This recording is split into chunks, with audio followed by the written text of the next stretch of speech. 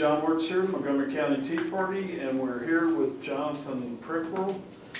He's running for Lone Star Groundwater Conservation District, position 4, I'm sorry. Yeah, 4, and it's Wednesday, September 26th. With me is Dale Fessenden, Dennis Tibbs, and Pat Tibbs. And so with that, Jonathan, go ahead and, as we discussed, take up to 5 minutes for your opening, and then we'll start the Q&A. Okay. My name is Jonathan Prykryl. I'm a husband, a father, criminal investigator, and a citizen of Montgomery County. I'm seeking election to the Lone Star Groundwater Conservation District, Place 4. I'm not a politician. I'm not going to be the most polished candidate that you interview during this vetting process. And because this type of speaking is not what I usually do, I'd like to refer to my notes, which is what I'm going to do, so I don't miss any important points. So why am I running for office? As a citizen, I could not sit idly by and watch the overreach of the Lone Star Groundwater Conservation District. And I'm just going to refer to it as the district instead of saying it the whole title every time. Someone once said an elephant is a mouse built to government specifications. This agency is the epitome of government overreach and intrusion into the lives of the citizens of Montgomery County. After 17 years of suffering at the hands of an appointed board, the citizens of Montgomery County finally have the opportunity to bring common sense to this board, and we cannot let this opportunity pass us by. I'm a proponent of small government. I believe in common sense solutions. I think free market solutions are better than overregulation. One of the core values of the Montgomery County Tea Party states that government interference with the free market, whether it originates from federal, state, or local government, is punitive, unwelcome, and disruptive, thereby inhibiting individual pursuit of happiness and economic liberty, and I could not agree more. Today, I have brought with me a copy of my water bill, and nearly half of that bill, at almost $100, is the SJRA and the district fee. A fee that, in my opinion, is based on disputed science. I have heard from many residents that this fee negatively impacts senior citizens on fixed incomes, as well as families that live paycheck to paycheck.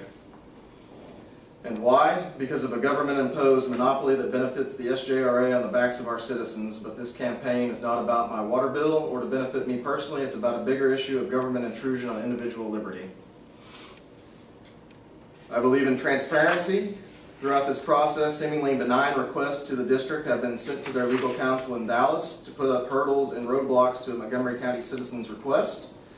Their 2017 annual report shows that almost 43% of their expenses were attorney fees. We, the citizens, are paying to sue ourselves. I believe in accountability. Our government officials should be held accountable. The current board has no sense of accountability to the taxpayers because they are appointed. I'm glad to see this practice has come to an end, and I look forward to being elected and in that role being accessible to and held accountable by the people of Precinct 4 in Montgomery County. I believe in fiscal responsibility. The district has a nicer office than most private sector employers, paid for by the citizens of Montgomery County and financed by the employee of a former board member who was the president of a local financial institution. They have spent approximately $54,000 on advertising at movie theaters and on TV, and expensed meals have averaged $76 a meal. It is time that our government manages its resources like we as individuals and families do each day. So I am here today to seek your endorsement. This campaign has been and will continue to be an interview with the people of Montgomery County and Precinct 4, and I appreciate the opportunity today to interview with you.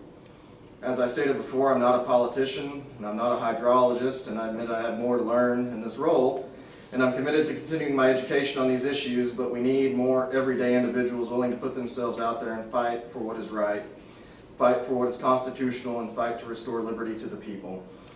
In my personal life and my career as a peace officer, I've acted ethically and responsibly, and I will do the same as an elected official. I will work to ensure that our government is working for us, celebrate free market solutions, and work to the end of the district's intrusion on individual liberty. Those are my remarks. Okay, great. Thanks for that.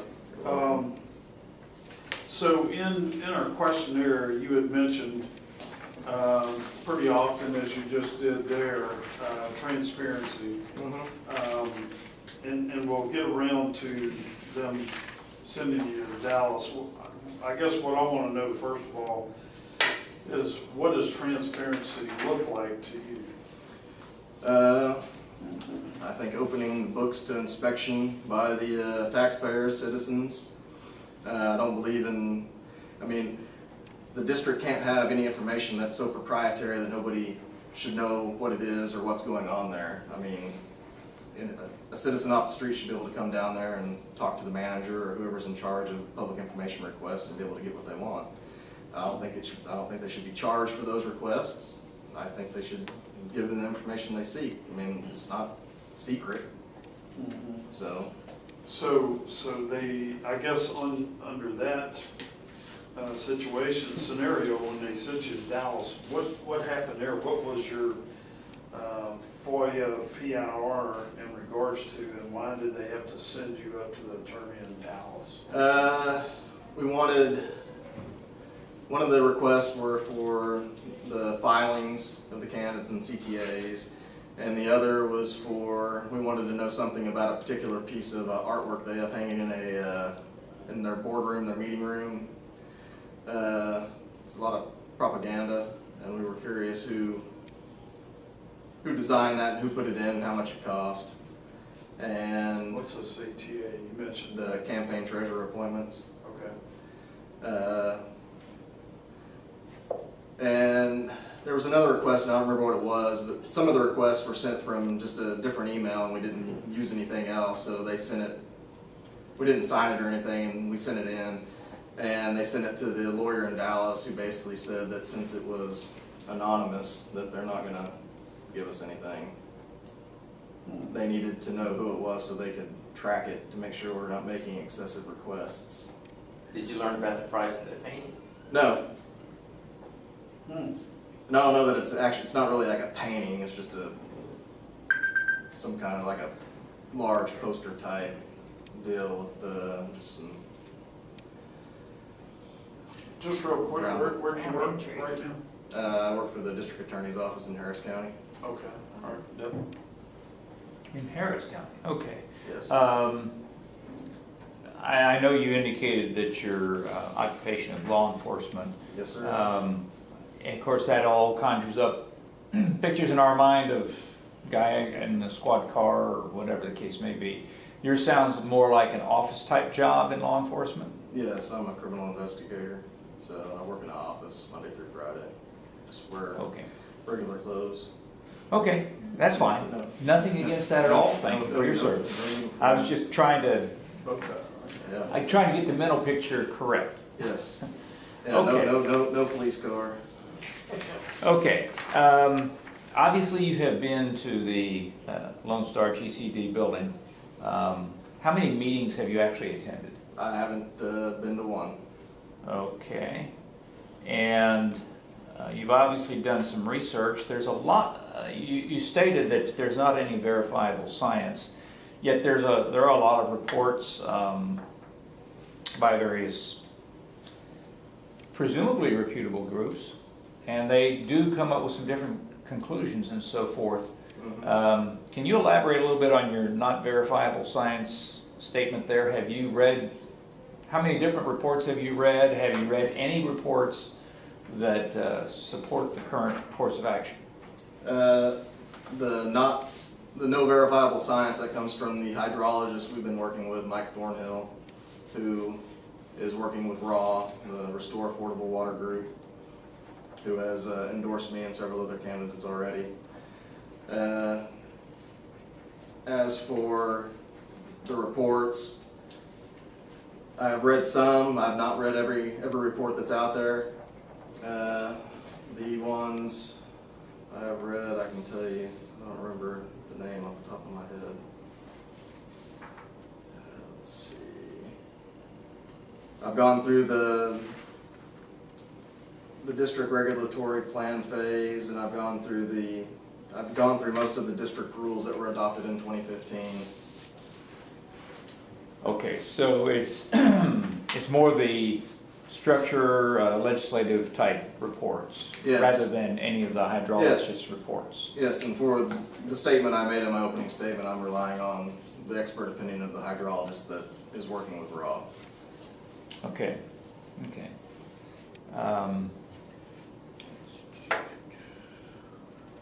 How much time? 37? I'll get started. I'll do it, John. The two entities listed as responsible for the water bills are the Lone Star GCD and SRJA. What do you think the proper relationship between those two organizations, or what the relationship is, and what should it be?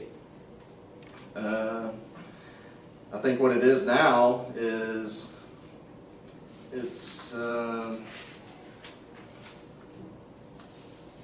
they're too intertwined, especially since you have Jace Houston that's already on the board and manages SJRA. I think he has a conflict of interest to err on the side of things that will benefit the SJRA and not necessarily benefit the citizens of the county. So I think, and what the relationship should be, I mean, I think it should be at arm's length. I mean, I think they should complement one another, but I don't think one should be benefiting as a result of what the other one is doing. Okay. Okay, Dennis? Okay, so as you've looked into Lone Star, what have you learned about the building they have and how big it is and what it costs and how many people they have working for them and what maybe the min and max salary we're paying those people is? I don't know the exact number of employees. I know they have at least 4, but I don't know what the exact number is. I know Ms. Jones makes a 6-figure salary. I don't know how much over that she makes. I don't know about the other employees. I know some of the employees have take-home vehicles. The building is nice. I don't know what the price tag was, but I know one of the former board members who was the president of the bank, that is the bank that financed that building. And I believe there was another board member. What bank was it? Was, I got it written down. I believe it's called First Financial. So one of the current board members, No, I don't think I think he was a former. former, but was a board member when they did finance it? Yeah, as far as I know. And Who, there were, I believe his name was Sam Baker. okay. Well, I've only been to the front of that building, but that building is big enough to have a dozen or 2 employees, isn't it? It looks huge from the front. I would assume that they have more than 4 employees. I don't know the exact number. Any idea what type of rate they got off of, on that, since they know that the board member I do not. was, okay. Okay, that's good enough, yeah. Let's see. Well, you answered a couple of questions. You said, what are the 3 largest challenges? And the first one was entrenched staff members. You would have proposed a thorough review of the staff comp and benefits.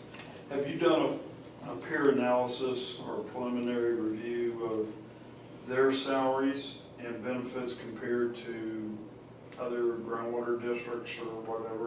No, sir, I have not. Okay, so what's the premise of your of your answer here, being that that's one of the things that you would do?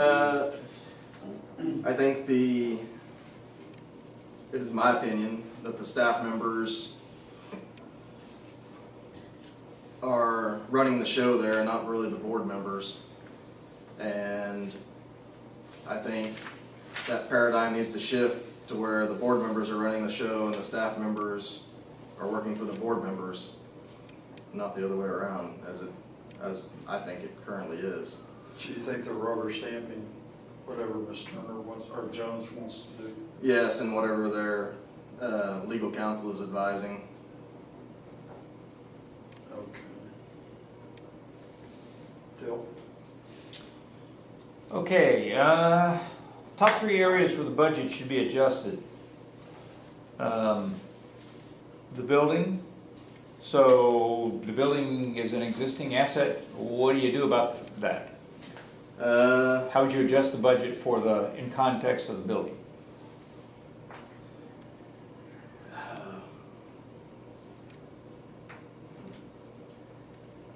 Well, you would obviously have, evaluate the overhead. I don't know what the exact overhead is. Okay. Personnel If I don't- expenses, take If home. I don't know the vehicles? answer, I'm gonna tell you flat out, I don't know. I'm not gonna. Okay. Number 2, you listed take-home vehicles. Is that a fact, or is that something that you think might be taking place? I've been told by existing people on the board that some personnel do have take-home vehicles. Okay. That include the general manager? I don't know if she's one of them. Okay. Is that for use in the business?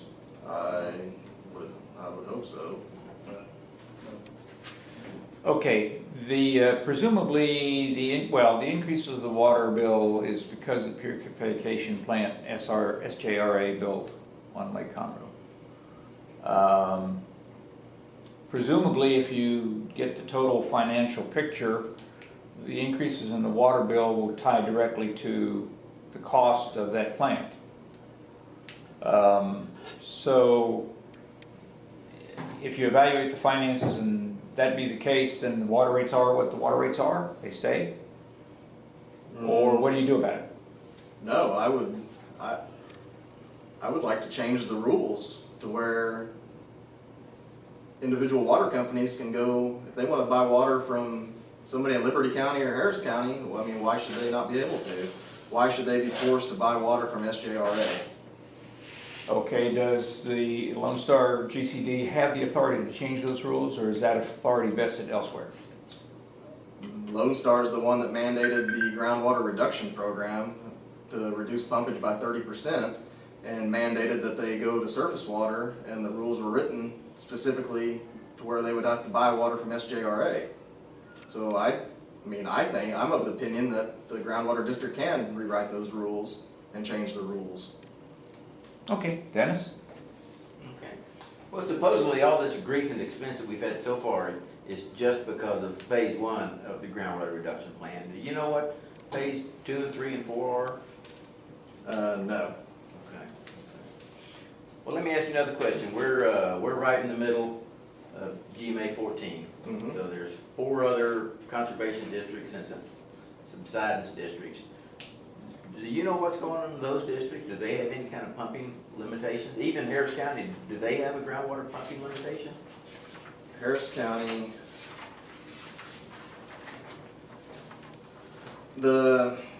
so Montgomery County's pumpage is 64,000 acre feet. Harris County through 2040 is supposed to be around 300,000, and Fort Bend is a little over 100,000, but we're all in the same aquifer. So why should we be at 64,000 when? And Liberty, Walker, and Waller, and Grimes, those are free to do what they want? I don't have their data in front of me. I just have Fort Bend and Harris.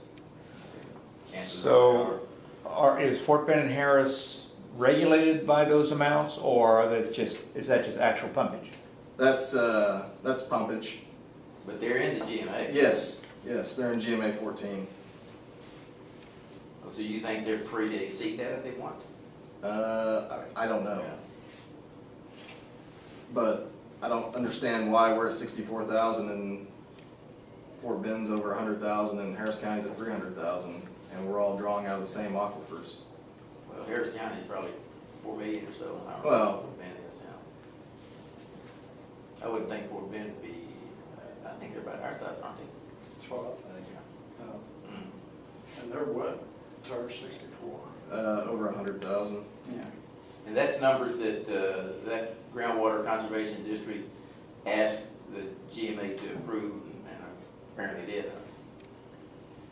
Do we know where that 64,000 came from? Is there scientific data? No, Is it from what I, USGS or US Geological Survey, in other words? Or did they just pull that out of thick That air? it wasn't scientific. Some of the water guys I've talked to say there shouldn't be a number, and they also said that one of the current board members wanted it to actually be 2% of the aquifer for the desired future conditions.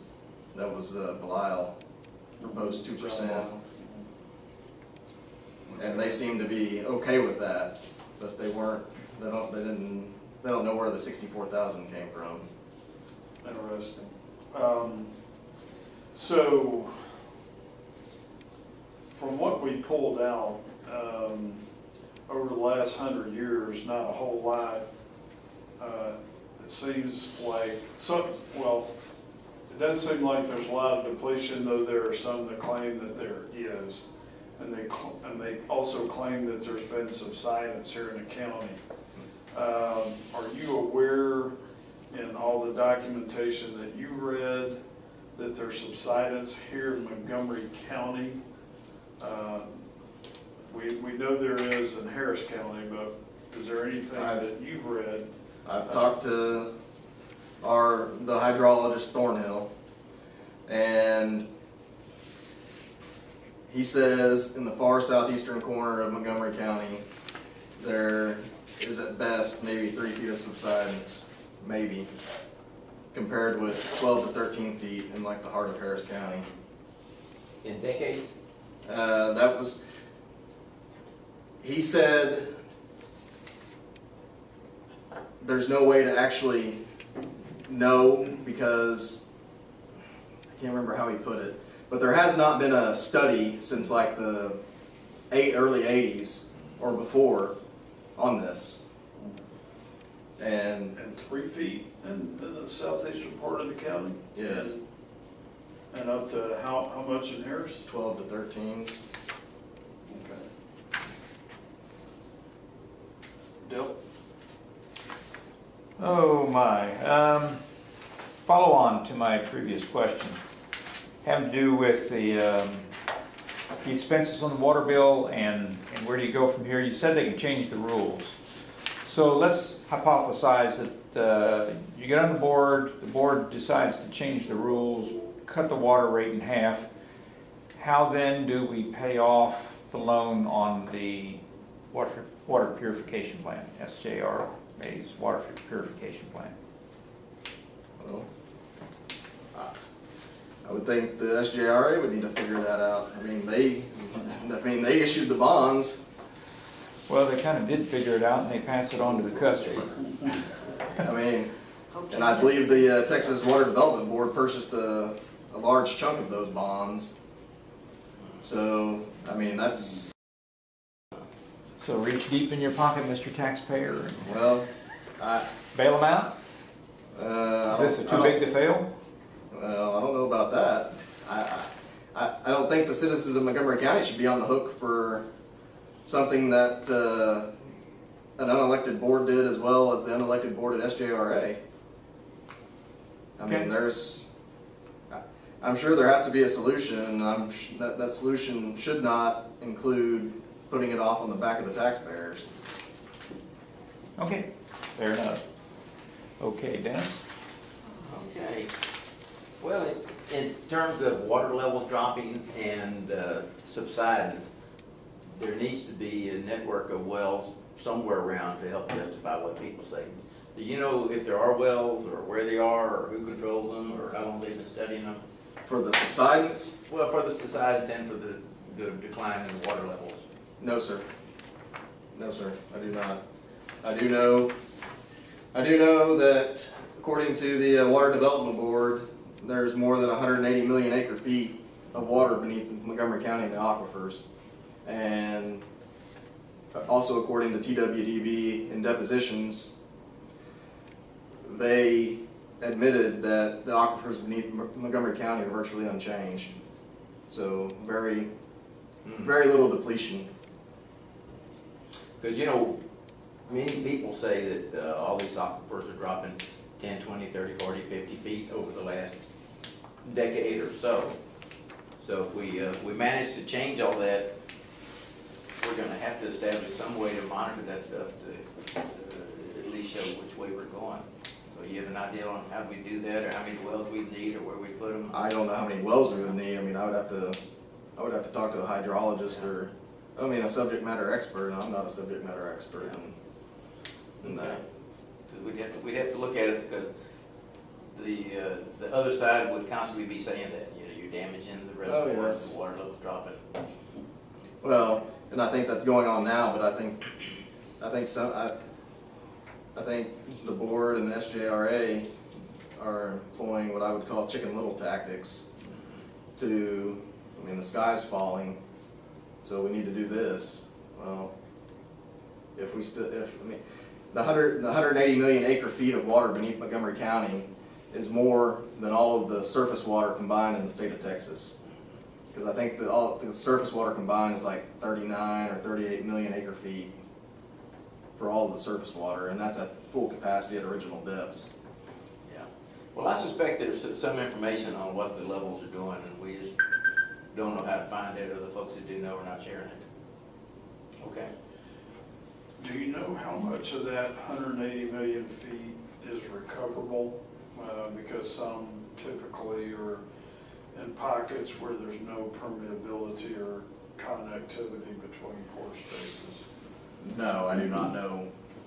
But I believe I was told, and I have to double check this, but I believe that 180 million acre feet is like potable water, not, because I know some of the water that's in the Catahoula is brackish and salty, so, and I was also told that in the Catahoula further north, the water is of better quality than when you get further south, when it goes into Harris County.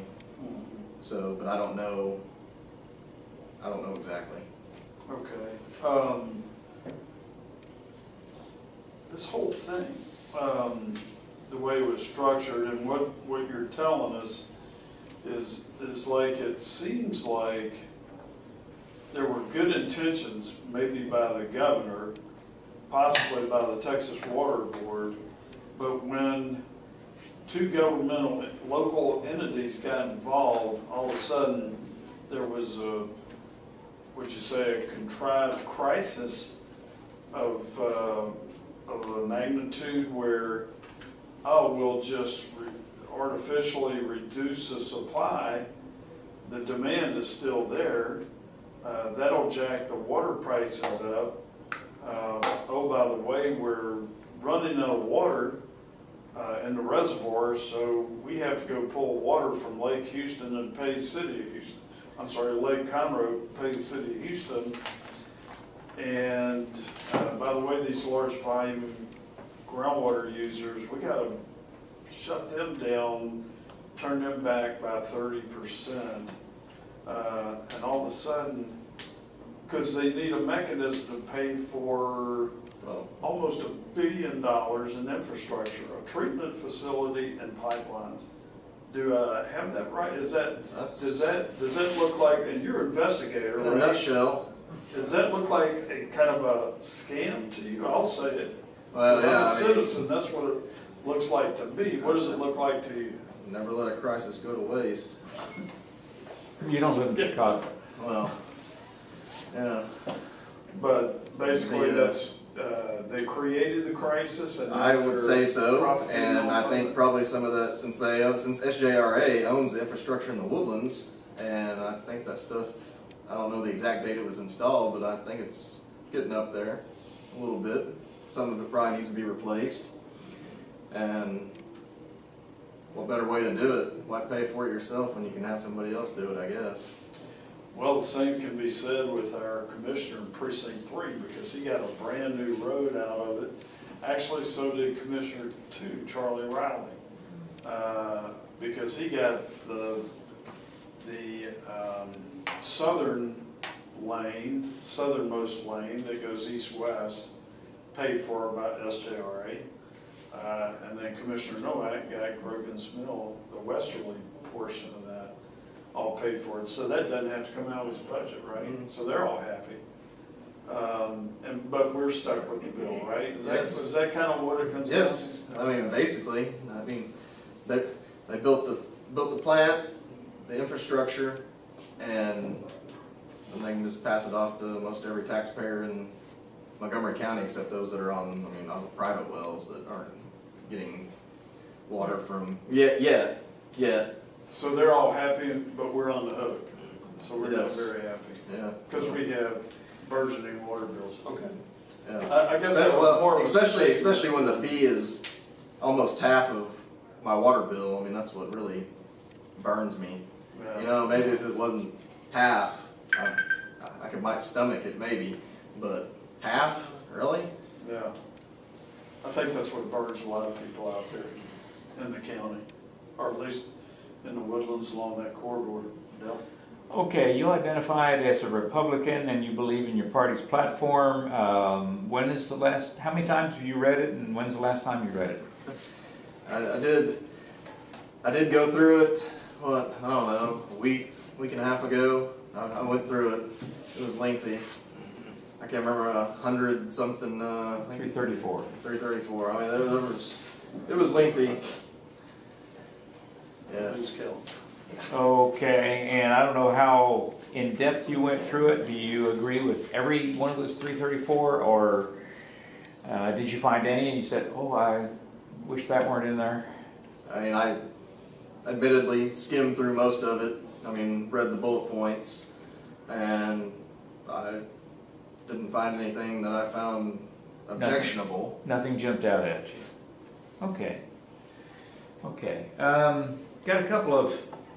One, I know you're far more read on this subject than I am. One of the things I read said that the Jasper aquifer was being depleted at 500 times its recharge rate. That's obviously not sustainable. Whether this statement is credible is up to, I guess, the experts. Another quote that I had found, and I'll read this quote: most counties in the region are trying to switch people to surface water, end quote. Any thoughts on those statements, those things that I've come across? I'd have to do my research on the Jasper before I just took that at face value. I mean, I don't know an answer right now. But as for the surface water, I can't speak for the other counties, but I think in Montgomery County, I think it was a purely profit-driven motive to have people switch to surface water. I mean, Okay, profit rather than recover expenses for the building of the plant? well, yes, to pay for the expenses to begin with, but once they have that mechanism in place, are they going to actually do away with it? Okay. I mean, just like toll roads. Yeah. Dennis. So are water rights any different than mineral rights in the way that they're treated? Water and property rights are subservient to the mineral estate. So, I mean, Explain that. What do you mean by that? so the mineral owner has rights to the minerals under the ground, and if that mineral owner is different than the actual property owner, the property owner is subservient to the mineral owner. So, I mean, they have the right to extract those minerals from the ground, and they have to, my wife can tell you more about, my wife's a landman and oil and gas lawyer, so she's well versed in this. I know a little, but not an expert Well, on that's okay, it. but the water rights can be sold separately too, though, right? Just like oil and gas rights. I don't know if they can or not. I thought they would stay with the actual owner of the property. Unless somebody sells them. I mean, I know that in some areas where they want to build lakes, they have to buy water rights from somebody else to mitigate the drainage that Okay. would stop it. So I think you do that. And we were talking the other night about SJRA, and apparently they bought the rights to some Trinity River water. Have you heard anything about that? No, I have not. Okay. 37 seconds. Okay. You know, one of the things that most folks say we need to do is get the new board in place and do an audit. Do you know if they have an audit schedule? I mean, they don't just go for year to year with no audit, don't they have them every year or 2 or 5 or something? I do not know if I have not, I was on their website looking at their documents and things they have on there. I saw the annual reports, but an annual report, that's not an audit. And I don't recall seeing an audit document. So that is something that should and needs to occur. And you'd have it on the website? Oh yeah, I mean, why not? I mean, Okay. So audits can be pretty expensive. How often do you think audits are necessary, just to go further on this question? I don't know how often, I don't know what the audit schedule should be for like a institution like this. For like a county office run by an elected official, I think the audit should be done every time the official is reelected or a new official takes over. But as for this board, I don't know what an appropriate audit schedule would be. I don't know if it should be yearly or biannual or. Certainly when the new board comes in. Yes, And then- absolutely, because I think we need, whoever the board is gonna be, they need to know what they're operating with and what's going on, they have any slush funds or where's the money at and what's been done with the money. I mean, Right. and make sure there aren't any outstanding debts that need to be taken care of that they've been neglecting, if any. So what actions should the district take to implement changes? This was a question that would result in lower water rates for consumers, and you answered abolish the burdensome fees that are currently in place and abolish the GRP. Let's take the first one. Abolish or just reduce the fees that are currently in place? I think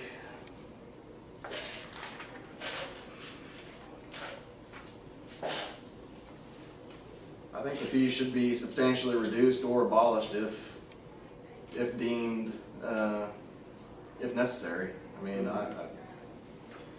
especially on people that have private wells on their water that aren't like commercial entities that aren't water producers or selling water.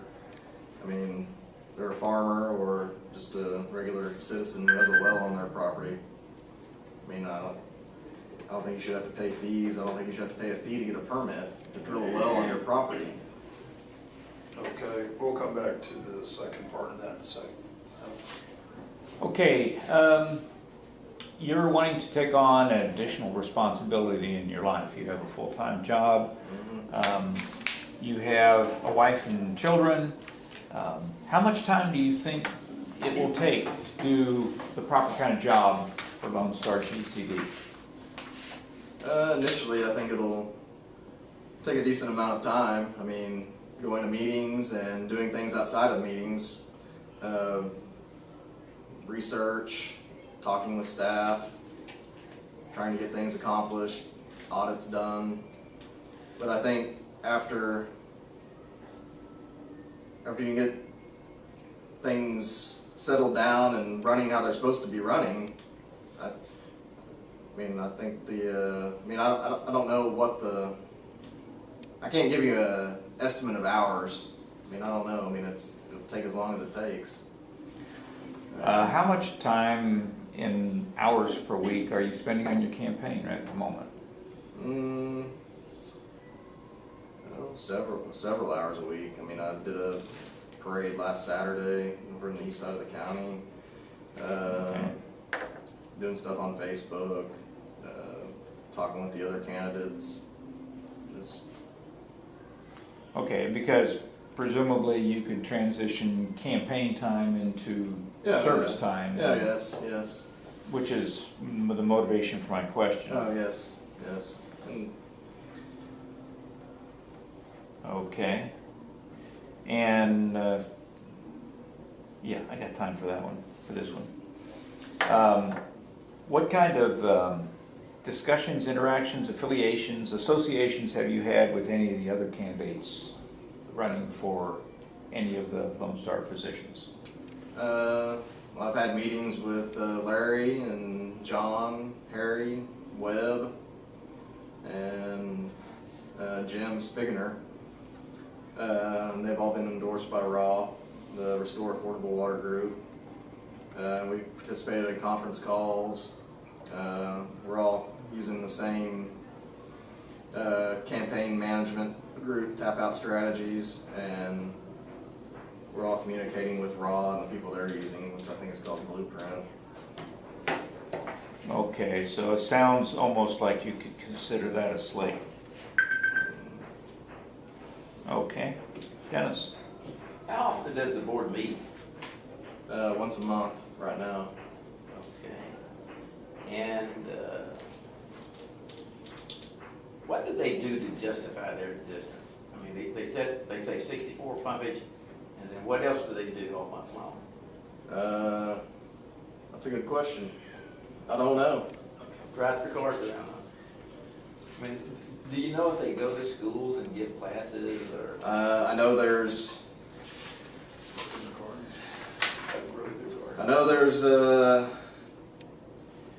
so let's see here. In 2017, part of their expenses, 26% was payroll, 42% were attorney fees, 14% is what they call programs, and public education and awareness was 2.01%. How much was legal again? Almost 43%. So we were basically suing ourselves. Pretty much. And the total expenses for 2017, 2.84 million. And the total income was 1.76 million. So, I mean, that doesn't really And that add comes up. mostly from the water fee. Yeah, 65% is historic use fees, 21% is operating permit fees, 10% is alternative water source production fees, 1% penalty and interest, and 3% admin fees. So basically, all that money comes from screw the taxpayer, one way or another. Do they have any other sources of income other than Fees. the water bill? Not that I'm aware of. I mean, it's not listed on their financial summary, so. Okay. Is that on the website? Yes, sir. Okay. I believe this is from the 2017 annual report. All right.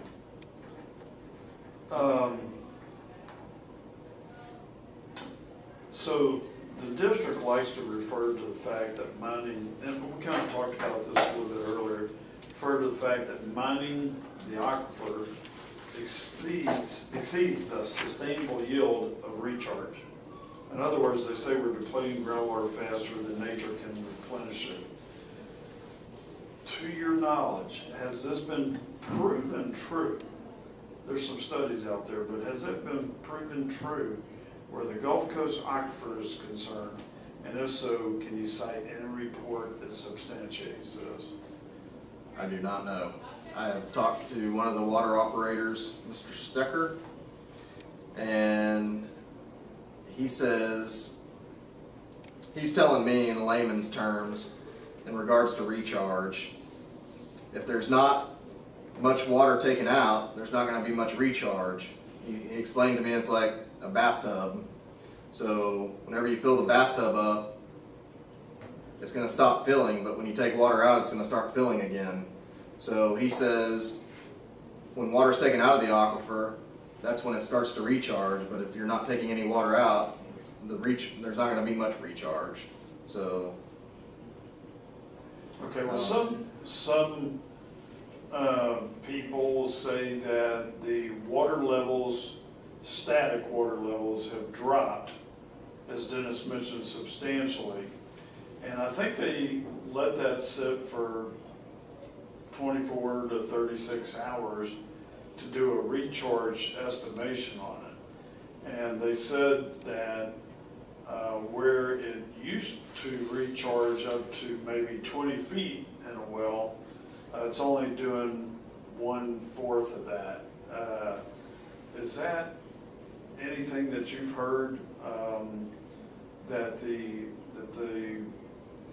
recharge, we're having a problem with recharge, that it kind of goes in the face against what Mr. Stoker is saying? no, I haven't. I'm not aware of that. So Okay, all right. Yeah. Okay, should the aquifer be regulated based on physical boundaries or political subdivisions? And you say physical boundaries. Can you elaborate a little bit, because that's not how it currently is? Do you have any idea how it got that way? Do you have recommendations going forward on how to make it the right way? I mean, it should be regulated on the boundaries of the aquifer, not on each political subdivision. Because I think when you regulate it by political subdivision, you run into what we're running into now, where some counties have different limits, and our county has a different limit, and this other county has a different limit. So if they're going to regulate it correctly, it should be by the aquifer boundaries, so there's one, so everybody's on the same sheet of music. So does Lone Star regulate Montgomery County only? Yes. Okay. Okay. Dennis? Okay, it's taken about a decade or so to implement this 30% reduction. Do you know when the 64K was determined? And if it was right 10 years ago, is it still the right number now? Is that a dynamic number that somebody monitors and reports needs to be up? What was it? I have a. It seemed like it started in 08 or so, and they gave us 2 more years, and then gave us 2 more years, another 2 years. Yeah, I've got the. Where was it? I got. Timeline. Because 30% reduction in 2010 is probably not the same as the 30%. Yeah, in 2003 is when they set the sustainable pumping limit at 64,000 acre feet per year. And that claim was based on recharge within the county boundary.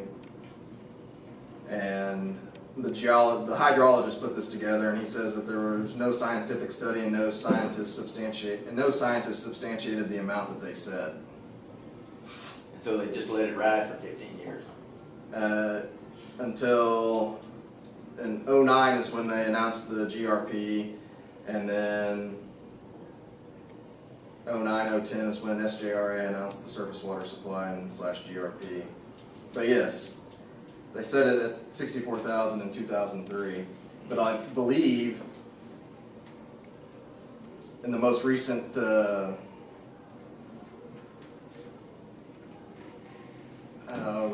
not the rules, but their most recent update to their plan or whatever, that I think they raised it to 100,000, but I don't think they if I remember correctly, they didn't vote to set it in motion or put it in play yet, even though they approved it, but they didn't, they're not enforcing it. You know, we have to think about what justifies that based on their so-called science. Yeah. Okay. No? I'll pass. I think he's answered all the questions I had. I'll pass. Well, we're actually right on time. It's almost 7:50, so at this point, this is a good time to go ahead and do your closing, up to 5 minutes, and then we'll wrap it up. All right. Well, thank you for your time and your questions. It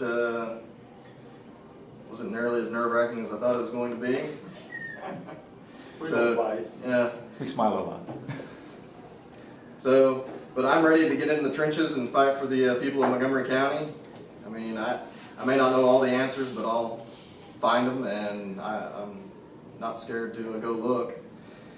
And I never take lightly the trust the public has placed in me as a peace officer and my duty to fight corruption and fraud and do what is right, and I'll do the same as an elected official.